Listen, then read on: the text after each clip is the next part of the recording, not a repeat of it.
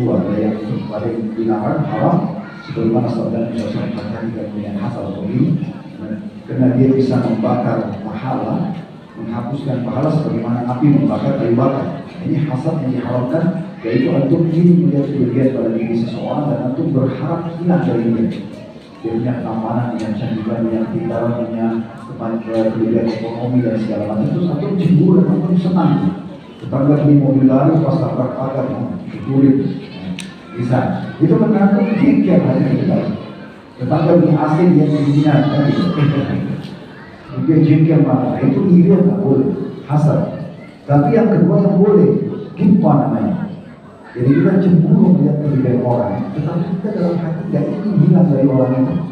Kita cemburu melihat kebahagiaan dia, kebaikan dia, hafalan Qurannya, misalnya apalah. Ya. Terus kita berharap Allah kasih kita seperti dia boleh.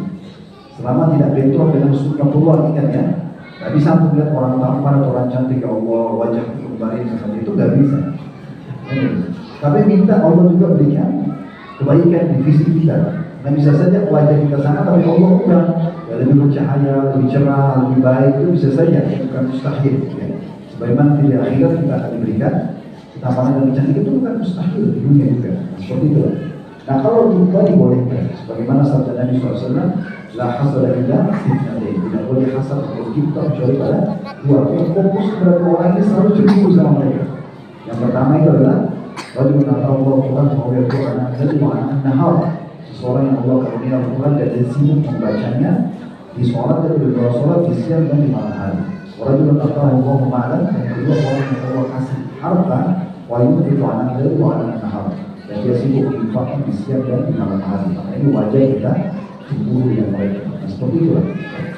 Jadi kalau kita menceritakan kelebihan dari diri sama orang lain, bisa saja karena hasad yang haram ini, yang diri yang kita ini punya rasa di dalam hati, cemburu mengakhirati dan dia berharap orang itu berubah apa akan menjadi cacat lah, fisiknya cacat, misalnya bangkrut begitu ya, pernikahannya jadi kacau, dia gembira dengan itu, maka ini hukumnya haram. Ya. Dan itu bisa terjadi kalau orang menceritakan kelebihan-kelebihan pada orang yang seperti ini. Lalu dia hasad, itu bisa. Kalau dia mengatakan, oh bagus ya, kamu kok cantik banget, kamu kok gagah banget, dan segala macam. Tapi dalam hal ini itu bisa kena mendatangkan penyakit namanya ain, hasad, ya, mata panas. Yang kata Nabi SAW, ini tidak hak. Mata panas itu benar ada. Dan kata Nabi SAW dalam hadis ini, kita sekumpat demikian justru kena ain. Ya. Dalam riwayat lain, hati-hati dengan mata yang panas itu penuh dengan iri dan dengki.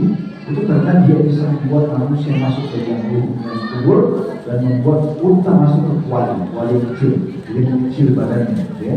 Karena bahayanya sekian banyak kali tentang masalah ain. Lalu bagaimana supaya kita tidak kena ain? Setiap kali kita sebutin satu kelebihan, atau kita lihat diri kita saja, atau kita dicermin Allah berikan untuk bertambah lebih cantik, atau kita harus bilang, Masya Allah.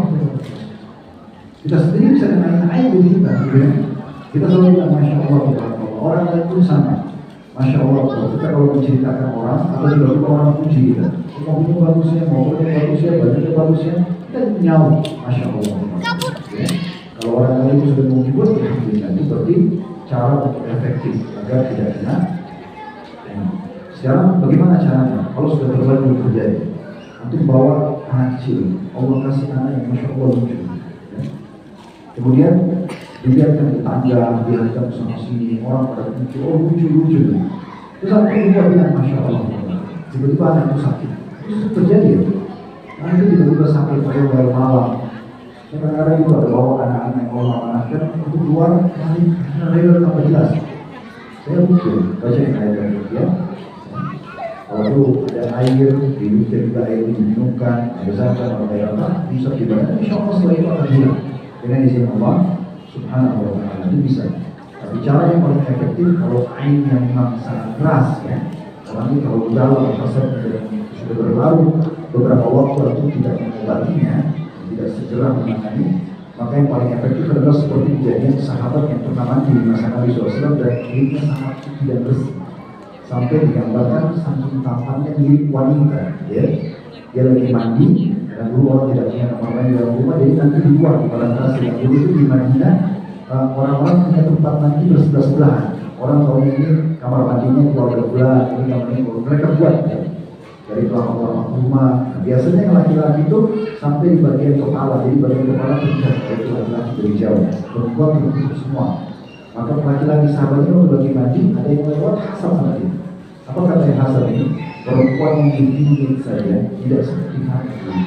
Ini bisa wanita. Bagi mandi tiba-tiba bisa. Kalau dilakukan oleh media sosial tanya, waktu dia mandi itu bisa kan dia. Karena mereka sebulan dari Nabi, lalu lagi mengatakan Alhamdulillah. Tidak tahu bilang Masya Allah. Kalau disuruh orang itu untuk air wudhunya disiram kepada orang yang mengisah itu dia bangun. Ini kurang lebih gambaran tentang masalah cara yang menangani kalau seperti itu terjadi.